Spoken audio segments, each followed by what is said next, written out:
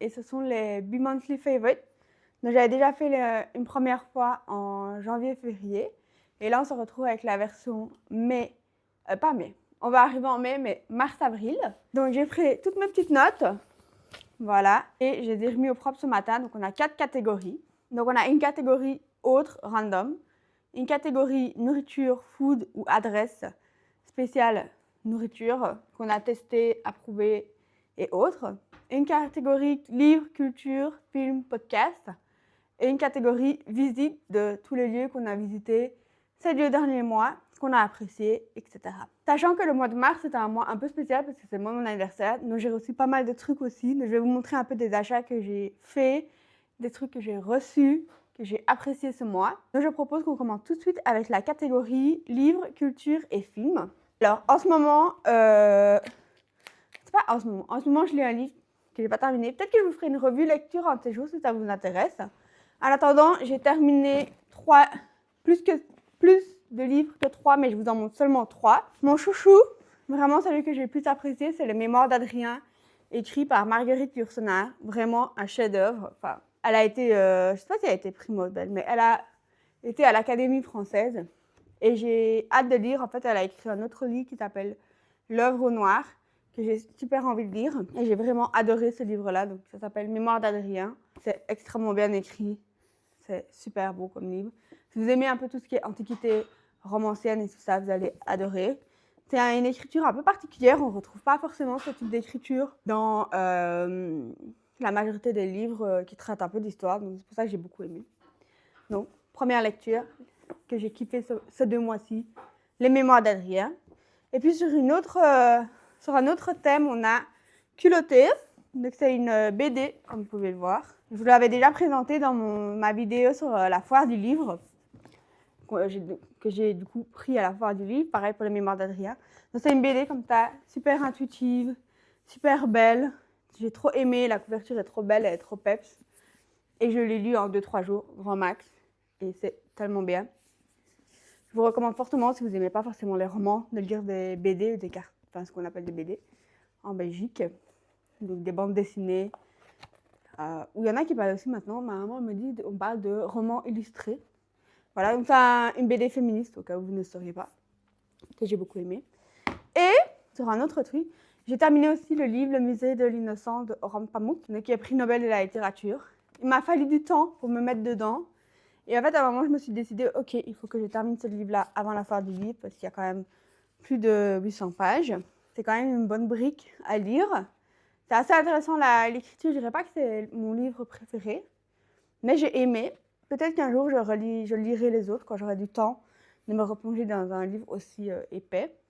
Et en fait, je l'ai terminé aussi parce qu'il y a une série du même nom qui est sortie et qui est assez populaire en Turquie. Donc, elle porte le même nom, c'est Le Musée de l'innocence, et qui est basée sur cette histoire. Et donc, on a également commencé la série, mais pas encore terminée. Mais pour le moment, on aime beaucoup. Et l'histoire est assez peu commune. Désolée, on a eu un petit souci de micro, donc la première partie en termes de son n'est pas optimale. Mais on a remis un petit pompon et je l'ai déplacé en espérant que le son soit meilleur. Mais on galère un peu parfois, il y a des moments où le son n'est pas de très bonne qualité dans les vlogs, on s'en excuse d'avance. On essaye toujours de dompter ce petit micro. Je disais, j'ai terminé avec Orhan Pamuk. Voilà. Et donc ça, ce sera tout pour les livres. Donc en termes de série, je vous conseille vraiment de regarder Le Musée de l'innocence. On n'a pas terminé, mais il y a d'excellents échos et commentaires et critiques sur cette série. Et c'est une série turque qui est disponible sur Netflix. Ensuite, j'ai 2 podcasts à vous recommander cette semaine. Ce mois-ci, pardon. Le premier, c'est La nutrition de Cyrus North. Il invite 3 expertes en nutrition et il débunk et détruit un peu des clichés de la nutrition. Et j'ai trouvé super intéressant de voir des experts sur un podcast pour parler de ce sujet-là parce qu'on entend un peu de tout et n'importe quoi.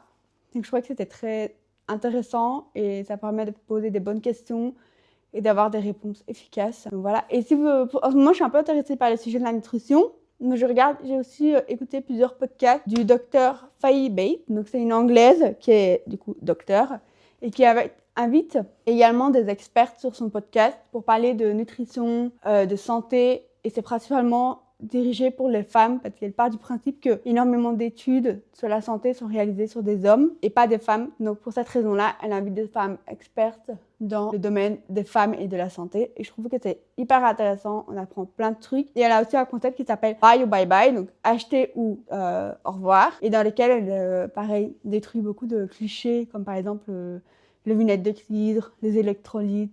Et donc, c'est des nutritionnistes, des experts qui répondent à ces questions-là. Super intéressant. Je vous conseille évidemment d'écouter si vous compreniez bien l'anglais, parce que c'est un peu long. Ce sont 2 podcasts durent plus d'1 heure chacun, mais c'est tellement intéressant. Et dans la dernière catégorie, le dernier élément dans cette catégorie-là, donc livre, culture, film, distraction, entertainment, je ne sais pas comment on traduit, il y a le jeu Sea Salt Paper. On a ressorti ce jeu-là, ça fait plus d'1 an qu'on l'a. On l'adore, c'est super pratique, donc il est tout petit, je vous montrerai une photo à l'écran. C'est un jeu de cartes un peu stratégie, mais aussi de chance, parce qu'on doit pêcher des cartes et jouer. Et ça se joue entre 2 à 4 joueurs, et ça dure plus ou moins 30 minutes. Et quand nous on a acheté, donc le vendeur nous l'a recommandé en disant que c'était un peu un jeu phénomène, que tout le monde l'adore, qu'il y a des gens qui reviennent après avoir joué avec leurs amis à ce jeu-là. Et vraiment, nous on a plusieurs de nos amis qui l'ont acheté suite au fait qu'ils sont venus jouer chez nous à ce jeu, donc je vous recommande. Ça s'appelle Sea Salt Paper.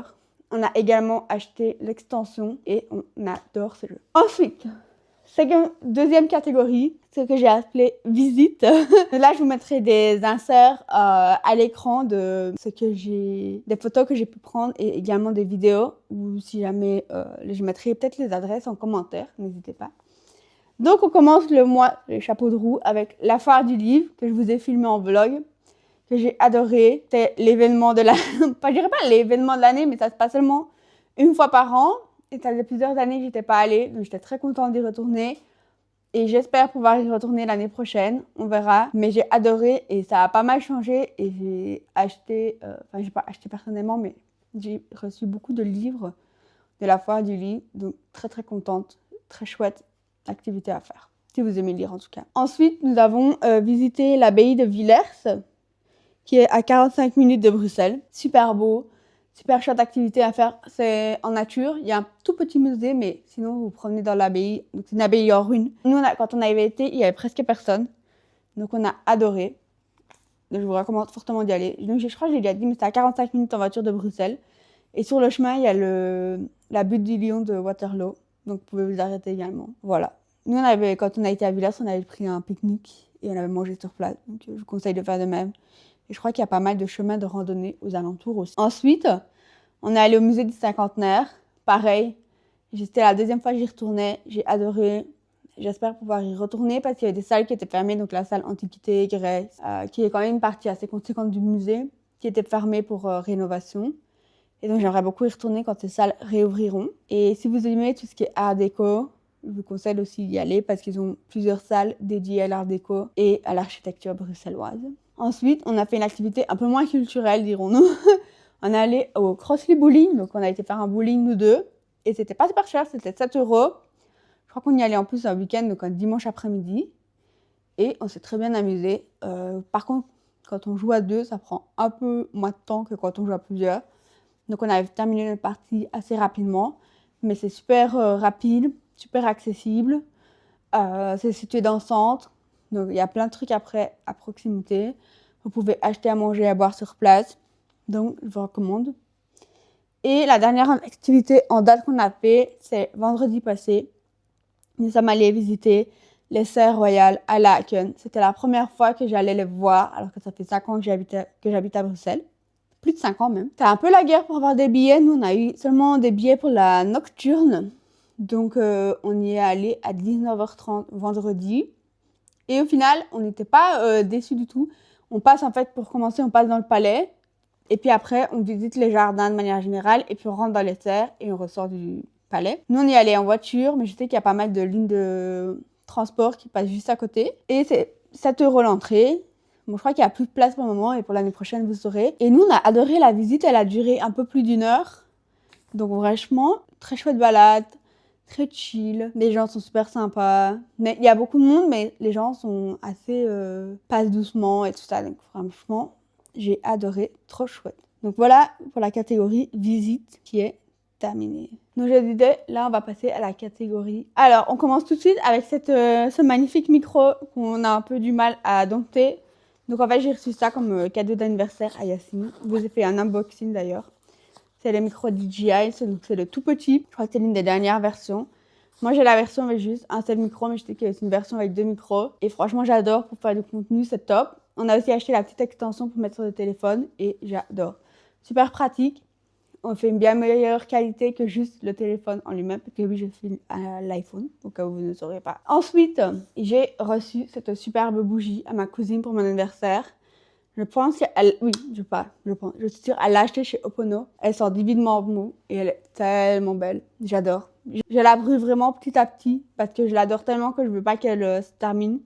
Mais elles sont extrêmement bon et c'est de la cire végétale. Donc c'est la première fois que j'ai une bougie à la cire végétale. Et je pense que je vais réutiliser le pot après pour mettre une plante parce que c'est vraiment, il est trop mimi. Et ils ont plein de goûts, pas de goûts, de senteurs chez Opono. Donc je vous conseille d'aller faire un tour, de les sentir. Elles sont pas données, mais elles sentent tellement bon. Et ça dure en fait, l'odeur elle envahit la pièce même si elle est éteinte. Ça c'est un des cadeaux que j'ai apprécié énormément sur moi. Ensuite, j'ai également reçu une boîte à thé de compétition à ma maman. Donc il y a, donc là je l'ai remplie récemment. Enfin récemment. Elle est vide comparée à ce qu'elle a déjà été remplie. Mais elle est immense et franchement elle est très pratique. Donc on a pas mal de thé en ce moment. On boit un peu moins de thé aussi, comme c'est l'été donc il fait plus chaud. Mais vraiment, avant on avait plein de petites boîtes de thé comme ça dans l'armoire partout. Et ma maman a résolu le problème avec cette énorme boîte à thé qui vient de chez Gilles Camille. Donc vraiment je l'adore. Je conseille d'aller voir. Ils ont une version aussi juste 6. Donc nous on a la version avec 12 cases. Mais ils ont une version plus petite avec seulement 6 cases. Donc voilà. Ensuite, en termes, on change un peu de catégorie dans la catégorie haute, mais j'ai acheté ces 2 crèmes CeraVe chez Medi Market. Donc une pour le soir et une pour le jour. Et en fait, j'utilisais déjà la version SPF 30 pendant l'hiver. Et là, comme on arrive en été, stage printemps, j'ai pris la version SPF 50. Mais bon, j'ai quand même réussi à cramer un peu récemment. Et en fait, j'aime beaucoup parce que c'est une pompe. Et ça permet vraiment de... Je trouve que c'est un peu plus hygiénique que quand tu mets ton doigt dans un pot. Et aussi, comme j'ai déjà terminé 2 pots comme ça, en fait, quand tu termines, tu sens vraiment que ça a retiré toute la crème à l'intérieur parce qu'ils ont un système, je sais pas comment ils font. Vraiment, ton pot, il est tout fin et tu sais qu'il n'y a plus rien dedans, quoi. Donc vraiment, je vous conseille d'aller, si vous n'avez pas de soucis de peau comme moi et vous avez une peau tout à fait normale, d'aller voir chez CeraVe. Je crois que elles étaient en réduction, donc je crois que j'ai payé 26 € pour les 2. Tout à fait raisonnable, voire moins. Donc je vous conseille ces crèmes-là. Ensuite, dans les termes d'achat que j'ai fait, c'est ce legging Nike sur l'envers. Donc, il faut savoir que j'avais déjà des leggings pour aller à la gym, mais il n'y en a aucun qui tient vraiment très bien quand je vais courir. Et notamment, il y en a un en fait où la couture m'a brûlée. Donc comment vous dire que c'est pas très agréable de courir avec une petite brûlure entre les jambes. Donc j'ai décidé d'acheter un bon legging en fait. Et je suis allée chez Nike, parce que j'avais pas envie d'aller chez Lululemon ou autre. Et en fait j'ai déjà un legging de chez H&M et il descend, donc c'est pas pratique. Il fallait absolument des lichettes, donc il y en a une qui a déjà été arrachée, voilà. J'ai mis une fois, la lichette était arrachée, trop bien. Et du coup, comme ça, il descend pas et je le mets d'office en fait. Quand je vais courir longtemps, je le mets d'office. Il n'y avait pas énormément, je trouve, en termes de couleurs. Il y avait rose, brun et bleu. Donc c'est un peu bleu-violet. Moi, j'ai pris ça et ma foi, je suis très contente. Il est parfait, très efficace. Le petit bémol, c'est que l'autre jour, Yacine m'a dit qu'on voyait les taches de transpiration. Donc, ici, c'est un peu foncé. Mais bon, voilà, c'est des choses qui arrivent. Et il est très chouette. Donc, à mon avis, je le remettrai aussi pour aller à la gym quand j'aurai terminé tous ces entraînements de course. Et j'adore. Voilà. Et aussi, en termes d'habits, j'ai une paire de Skechers que j'avais acheté à Mass Mechelen, que je mets en permanence. Pas en permanence, descendons, mais que dès que je dois mettre une paire de chaussures pour marcher un peu, d'office, je les mets, je vous mettrai une image parce que je les ai pas là sous les mains, elles sont dehors. Mais elles sont archi confortables, donc je vous conseille d'aller. En fait, pendant très longtemps, j'ai pas voulu acheter des Skechers. Je voulais toujours rester chez Nike, Adidas, Vans. Et puis à un moment donné, je me suis décidée, ok, bah, il faut des chaussures confortables en fait à un moment donné. Et donc j'ai acheté cette paire-là et qui, ma foi, fait très bien son taf. On dirait un peu des ASIC pour la moitié du prix. Donc, je les ai prises et zéro regret. Très confortable, très pratique. Et voilà. Et pour le dernier élément de cette catégorie autre, 2 ans après tout le monde, j'ai succombé à la tendance des Stanley Cup. Lol. En fait, j'ai été influencée par une... Ça faisait longtemps que je les regardais. Pendant longtemps, je me suis dit non, c'est pas pratique, c'est trop lourd. C'est trop lourd. Et en fait, j'ai quand même du mal à boire suffisamment. Donc, je me suis dit, est-ce que j'achèterais pas une Stanley Cup que j'ai soit à la maison, soit au travail. Et une de mes collègues m'a grave influencée parce qu'elle a fait la promo de sa Stanley Cup qui elle-même avait été influencée par l'une de ses collègues. Donc, j'ai été vivre voir sur Amazon et j'ai craqué. Parce qu'elle était en promotion. Au lieu de payer 55 €, j'ai payé 32 €. Donc, vraiment une affaire. Et là, on se retrouve pour la dernière catégorie. Qui est donc la catégorie food de toutes les adresses qu'on a testées en 2 mois. Ça en fait, pour être honnête, j'ai 1, 2, 3, 4, 5, 6, 7, 8, 9. Plus de 10 éléments et de lieux à vous recommander. C'est énorme. Donc on va commencer, vous l'avez vu en vlog, on est passé chez Yamatsu Santatsu, donc c'est un restaurant de sushi situé sur la chaussée d'Ixelles. C'était excellent, j'ai adoré, c'est assez cher, mais ce sont de vrais sushis tenus, c'est un restaurant aussi tenu par des japonais, et c'était très très bon. Je sais pas si on aura l'occasion de y retourner, parce que c'est quand même un certain budget. Si vous aimez les sushis et vous avez envie d'avoir une expérience comme au Japon, je vous conseille d'aller chez eux. En termes d'imbattable, nous avons été chez Salty, donc je crois qu'on était la 3e ou la 4e fois qu'on y va. Ils changent le menu tous les mois, on adore. Le rapport qualité-prix est incroyable. Le café est incroyable. L'endroit, c'est un peu excentré, mais nous, on adore Salty, franchement. C'est notre valeur sûre. Si on ne sait pas où on veut aller, au lieu d'aller bruncher et manger des pancakes, on va manger un sandwich chez Salty. Ensuite, moi, j'ai testé le café Fernand. Je suis allée boire un café un jour, matin, avant d'aller au travail. Très bon café. Très belle ambiance, pas trop de monde le matin. Pareil, si tu es sur la place Fernand Coq, je vous recommande d'y passer. C'est très instagrammable aussi. Si vous aimez un peu la déco vintage, je vous recommande d'y aller. Ensuite, désolée, je suis un peu bouchée en ce moment. C'est la saison des allergies. Donc, j'ai une nez qui coule en permanence et des yeux qui chatouillent. Trop pratique. On est allé aussi ce week-end, chez Bake and Cake. Et on a testé les trompe-l'œil. Ils ont développer une nouvelle gamme de trompe-l'œil. Donc il y a plusieurs goûts, je crois qu'il y a mangue, pistache, citron, fraise. Nous on a juste pris mangue et fraîche et c'était très bon. C'est 5 € le trompe-l'œil, donc c'est pas excessif, c'est vraiment très abordable en termes de prix. Et là on va partir en week-end à Paris. Donc on va tester les trompe-l'œil de Cédric Grolet et on vous dit si ça vaut vraiment le coup ou pas. Mais en tout cas nous on était grave satisfaits avec ceux-là à 5 €. Je vous recommande d'aller chez Bake and Cake. Pas seulement pour leur trompe-l'œil, aussi ils font pas mal de gâteaux et autres pâtisseries qui sont incroyables. Nous on adore énormément les cupcakes, donc chaque fois qu'on y va, on prend un cupcake et c'est délicieux. Ensuite, moi je suis allée chez Greek, donc c'est un restaurant à fast-food en fait de pizza, excellent à Liège. Il y en a 2 à Liège, je sais pas s'il y en a ailleurs en Belgique.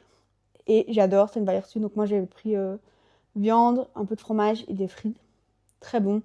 Je vous recommande d'y aller si vous êtes dans le centre de Liège ou à la Médiacité. Je suis également passée chez Chusando lors de ces 2 derniers mois. Ça en fait. Donc Chusando, c'est un concept de nourriture japonais. Donc ce sont les fameux sandwichs japonais. Vous avez 2 tranches de pain, de mie, un peu de salade, donc des crudités, donc type carottes, choux. Moi j'avais pris, il me semble, poulet les 2 fois. Et ils ont aussi d'autres goûts, donc ils ont une version végé avec des œufs, je pense. Une version avec des crevettes, une version avec du bœuf et pas mal de sauce, of course. Et c'est très très bon. Et il me semble que j'avais attendu un peu longtemps quand même, mais c'était excellent. Je vous mettrai des images. On a aussi testé ces 2 derniers mois la boulangerie Goods.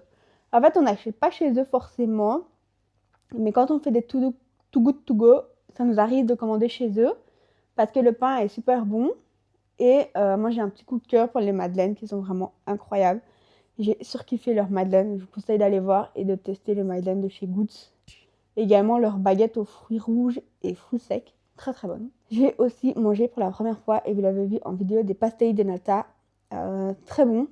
Je sais pas si j'en mangerai toutes les semaines. mais c'était excellent. Et les deux petits derniers de la fin, pour terminer cette vidéo, ce sont évidemment 2 desserts. Donc le premier, ce sont les mochis à la passion qu'on a acheté chez Deleuze. Il y avait une promo et comment vous dire qu'on a terminé la boîte en une soirée. Ils étaient excellents. Je vous mets l'image ici, je vous conseille de les acheter, de les goûter.